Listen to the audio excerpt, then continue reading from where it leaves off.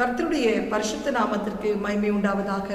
இந்த காலைவெளியை தொடர்ந்து தேவனுடைய வார்த்தையை தியானிக்க கர்த்தர் நமக்கு கிருபை செய்வாராக. கர்த்தருக்கு ஸ்தோத்திரம். இந்த நாளிலே கூட கர்த்தர் நமக்கு தியானிக்க இந்த வாரம் கொடுக்கிற ஒரு வார்த்தை யோவான் சுவிசேஷம் 16ஆம் அதிகாரம் 24ஆம் வசனம். இதுவரைக்கும் நீங்கள் என் நாமத்தினாலே ஒன்றும் கேட்கவில்லை, கேளுங்கள், அப்பொழுது உங்கள் சந்தோஷம் நிறைவாயிருக்கும்படி பெற்றுக்கொள்வீர்கள். இந்த வாரம் முழுவதும் நாம் என்ன தியானிக்க போகிறோம் என்றால், தேவன் நம்மிடத்திலே சொல்லுகிறார், இதுவரைக்கும் என் நாமத்தினாலே நீங்கள் ஒன்றும் கேட்கவில்லை, இப்பொழுது கேளுங்கள், நீங்கள் நிறைவாய் பெற்றுக்கொள்வீர்கள் என்று சொல்லி. அப்படி என்றால் ஆண்டவர் நம்மளை பார்த்து கேட்கிற ஒரு கேள்வி, உனக்கு என்ன வேண்டும்? ஹல்லேலூயா. இந்த வாரம் முழுவதும் ஆண்டவர் நம்மை பார்த்து, உனக்கு என்ன வேண்டும்? எதற்காக தவித்துக் கொண்டிருக்கிறாய்? வேதனைப்பட்டு கொண்டிருக்கிறாய், சோர்ந்து போயிருக்கிறாய், சத்துவம் இல்லாமல் இருக்கிறாய், உனக்கு என்ன வேண்டும்? இப்பொழுது கேள், அதை நிறைவாய் பெற்றுக்கொள்வாய் என்று ஆண்டவர் நம்மிடத்தில் ஒரு கேள்வியை எழுப்பும் போது நாம் என்ன கேட்க வேண்டும், வேதத்தில் எப்படி கேட்டார்கள் என்று சொல்லி இந்த வாரம் முழுவதும் நாம் தியானிக்க தேவன் கிருபை செய்வாராக. இந்த முதல் நாளிலே கூட லூக்கா சுவிசேஷம் 11ஆம் அதிகாரம் 5 வாசிக்கும் போது கர்த்தருக்கு ஸ்தோத்திரம் உண்டாவதாக, ஒரு ஜெபத்திற்கு ஒரு உவமையை கர்த்தர் சீஷர்களுக்கு கற்பிக்கிறதை நாம் பார்க்கிறோம். லூக்கா சுவிசேஷம் 11:5 பின்பும் அவர் அவர்களை நோக்கி, உங்களில் ஒருவன் தனக்கு சிநேகிதனாய் இருக்கிறவனிடத்தில் பாதி ராத்திரியிலே போய், சிநேகிதனே, என் சிநேகிதன் ஒருவன் வழிப்பிரயாணமாய் என்னிடத்தில் வந்திருக்கிறான், அவன் முன் வைக்கிறதற்கு என்னிடத்தில் ஒன்றுமில்லை, நீ 3 அப்பங்களை எனக்கு கடனாக தர வேண்டும் என்று கேட்டுக்கொண்டான்.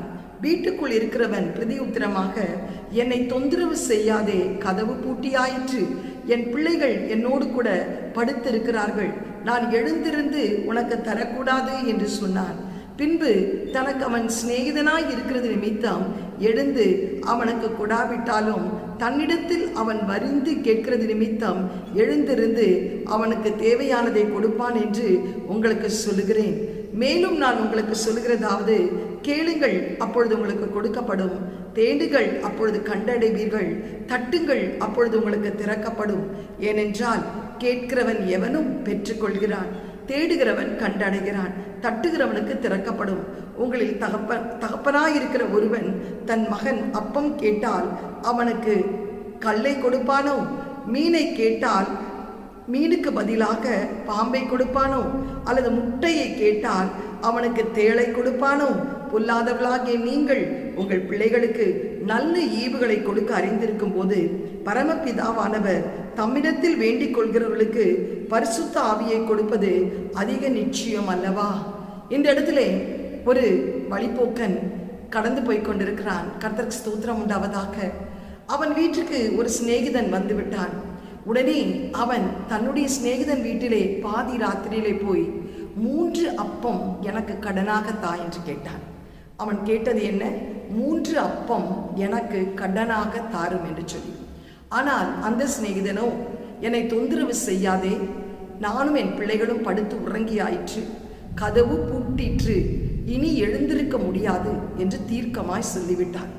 ஆனால் இவனோ திரும்ப வருந்தி கேட்டுக்கொண்டான், திரும்ப தொந்தரவு செய்து கேட்டுக்கொண்டான், கதவை தட்டிக்கொண்டே இருந்தான், கேட்டுக்கொண்டே இருந்தான். கர்த்தருக்கு ஸ்தோத்திரம் உண்டாவதாக. அவன் தன்னிடத்திலே தன்னை தேடி வருவான் என்று ஆவலாய் காத்திருந்தான். அப்பொழுது வேதம் சொல்கிறது, அவன் வருந்தி கேட்டபடியினால் கர்த்தருக்கு ஸ்தோத்திரம் உண்டாவதாக அவன் எழுந்திருந்து அவனுக்கு தேவையானதை கொடுத்தான் என்று சொல்லி. ஆம், எனக்கு பிரியமானவர்களே, அவன் கேட்டது 3 அப்பம் கடனுக்கு தான். ஆனால் இங்கு அவன் வருந்தி கேட்டது நிமித்தம், என்னை தொந்தரவு செய்யாதே, வீடு பூட்டி ஆயிற்று, நாங்கள் படுத்தாயிற்று என்று சொன்னவன் அவன் வருந்தி கேட்டதினால் எழுந்திருந்து அவனுக்கு 3 அப்பம் கொடுக்கவில்லை, கடனாக கொடுக்கவில்லை, அவனுக்கு தேவையானதை அனைத்தையும் கொடுத்தான். அதனாலதான் ஆண்டவர் சொல்றாரு, கேளுங்கள், என்னிடத்துல கேள், உனக்கு கொடுக்கப்படும். கேட்டாதானே கொடுப்பார். உன் பிள்ளை கூட அதுக்கு தான் உவமை சொல்றார். உன் பிள்ளை பசியா இருக்கும்போது பொல்லாதவனாகிய நீயே உன் பிள்ளை அப்பத்தை கேட்டால் கல்லை கொடுப்பாயா? இல்லை, கொடுக்க மாட்டீர்கள். கர்த்தருக்கு ஸ்தோத்திரம். மீனை கேட்டால் பாம்பை கொடுப்பீர்களா? கொடுக்க மாட்டீர்கள். முட்டையை கேட்டால் கல்லை கொடுப்பீர்களா? கொடுக்க மாட்டீர்கள்.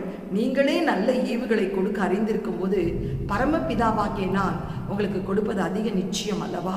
அது எப்படி கொடுப்பார்? நீ கேட்ட வண்ணமாகவே கொடுக்க மாட்டார். ஹல்லேலூயா.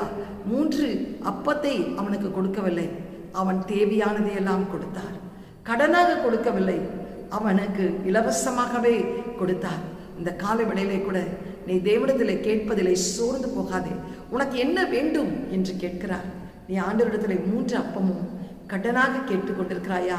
இந்த காலை வேளையிலே கர்த்தர் சொல்கிறார், நீ கேட்கிறதற்கும் நீ ஜெபிக்கிறதற்கும் வேண்டுவதற்கும் நீ விண்ணப்பிக்கிறதற்கும் மேலாக கர்த்தர் உன் தேவைகள் அனைத்தையும் கர்த்தர் தரப்போகிறார். ஹல்லேலூயா. கடனாக அல்ல, பரத்திலிருந்து உனக்கு உதவி செய்யக்கூடிய கரங்களை எழுப்பி தந்து கர்த்தர் உனக்கு முன்பாக அடைக்கப்பட்ட வாசல்களை திறப்பார். திருமண காரியத்திற்காக ஜெபித்துக் கொண்டிருக்கிறாயா? மருத்துவ செலவுக்காக ஜெபித்துக் கொண்டிருக்கிறாயா? என் பிள்ளைகளுடைய பள்ளி திறக்கப்பட போகிறது, அதற்கு ஃபீஸ் கட்டுவதற்காக நீ இன்றைக்கு அங்கலாய்த்து கொண்டிருக்கிறாயா? ஆண்டவரிடத்திலே இதை சந்தித்தால் போதும் என்று சொல்லி நீ கேட்டுக்கொண்டிருக்கிறாயா? இல்லை, இன்னும் வருந்தி கேள். நீ வருந்தி கேட்கும் போது தேவன் அதை கடனாக அல்ல, நீ கேட்டது மாத்திரமல்ல, உன் தேவைகள் இன்னதென்று அவர் அறிந்திருக்கிறபடினால் கர்த்தர் உனக்கு அதை தர வல்லமை உள்ளவராயிருக்கிறார். நீயே உன் பிள்ளைகளுக்கு நல்ல ஈவுகளை கொடுக்க அறிந்திருக்கும் போது என் தேவன் இந்த காலை வேளையிலே நீ கேட்டதை அனைத்தையும் உன் தேவைகளை சந்தித்து உன்னை ஆசீர்வதிக்க உன் குறைவுகளை நிறைவாக்குகிற தேவன் இந்த காலை வேளையிலே உன் மத்தியிலே இருக்கிறார். ஆண்டவரிடத்திலே கேள், உனக்கு என்ன வேண்டும் என்று கேட்கும்போது ஆண்டவரிடத்திலே கேள். அவருடைய சமூகத்திலே உட்கார்ந்து அவரை தேடு. அவருடைய பரலோக ராஜ்யத்தின் கதவுகளை தட்டு.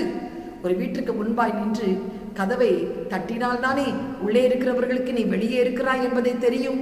கர்த்தருக்கு ஸ்தோத்திரம். ஒரு காலிங் பெல்லை அனுப்பினால்தானே கதவு திறக்கப்படும். நீ கூப்பிட்டால் தானே சத்தம் கேட்கப்படும். இன்னைக்கு ஆண்டவருடைய சமூகத்திலே வருந்தி கேள். கேளுங்கள், கொடுக்கப்படும். தட்டுங்கள். தேவனுடைய ராஜ்யத்தின் கதவுகளை தட்டு. தேவ சமூகத்திலே ஒரு பொருள் துளைந்து விட்டால் அப்படியே நின்றால் கிடைத்து விடுமா? அதை கூட்டி பெருக்கி தேட வேண்டாமா? அப்படியாய் உன்னை பரிசுத்தப்படுத்தி தேவ சமூகத்திலே தேடு. தேவன் உனக்கு இன்றைக்கு எல்லா காரியங்களையும் நேர்த்தியாய் செய்து முடிக்க வல்லமை உள்ளவராயிருக்கிறார். கண்களை மூடி ஜெபம் செய்வோம். எங்களை அதிகமாய் நேசிக்கிற நல்ல தகப்பனே, இந்த காலை வேளையிலும் அப்பா, கேளுங்கள் கொடுக்கப்படும், தட்டுங்கள் திறக்கப்படும், தேடுங்கள் கண்டடைவீர் என்று சொன்னீரே அப்பா. ஏதோ ஒரு பொல்லாதவர்களாகி நாங்கள் எங்கள் பிள்ளைகளுக்கு நல்ல ஈவுகளை கொடுக்க அறிந்திருக்கும் போது ஆண்டவரே கர்த்தாவே, அப்பத்தை கேட்டால் நாங்கள் கல்லை கொடுப்பதில்லை ஆண்டவரே, மீனை கேட்டால் பாம்பை கொடுப்பதில்லை ஆண்டவரே, அப்பா முட்டையை கேட்டால் நாங்கள் ஆண்டவரே கல்லை கொடுப்பதில்லை ஆண்டவரே. அப்பா, நாங்களே எங்கள் பிள்ளைகளுக்கு நல்ல ஈவுகளை கொடுக்க அறிந்திருக்கும் போது எங்கள் பரமபிதா ஆண்டவரே எங்களுக்கு அதிக கொடுப்பது அதிக நிச்சயம் அல்லவா? இந்த வழியிலே கூட தாவி கடனாக 3 அப்பத்தை ஆண்டவரை தன் சிநேகிதரிடத்தை கேட்டபோது, ஆண்டவரை அதை கடனாக கேட்டபோது அவன் வருந்தி கேட்டது நிமித்தம் அவன் எழுந்திருந்து அவனுக்கு தேவையானதையெல்லாம் கொடுத்தது போல் இந்த காலை வேளையிலும் பிள்ளைகளுக்கு என்னென்ன தேவை என்பதை நீ அறிந்திருக்கிறபடினால் கேளுங்கள், அப்பொழுது உங்கள் குறைவுகள் நிறைவாகும்படி நான் கொடுப்பேன் என்று சொன்ன தேவன். என்ன தேவைகள் இருந்தாலும் பேங்க் முன்னாடி நிற்காதபடிக்கு ராஜா, ஒரு மனிதன் முன்னாடி நிற்காதபடி பரலோகத்தின் கதவை தட்டி அந்த ஆசீர்வாதங்களை சுதந்திரித்துக் கொள்ள கர்த்தர் கிருபை செய்வீராக. பலப்படுத்தி ஆசீர்வதி இயேசுவின் மூலம் நல்ல பிதாவே, ஆமேன். God bless you. Have a blessed day. Amen.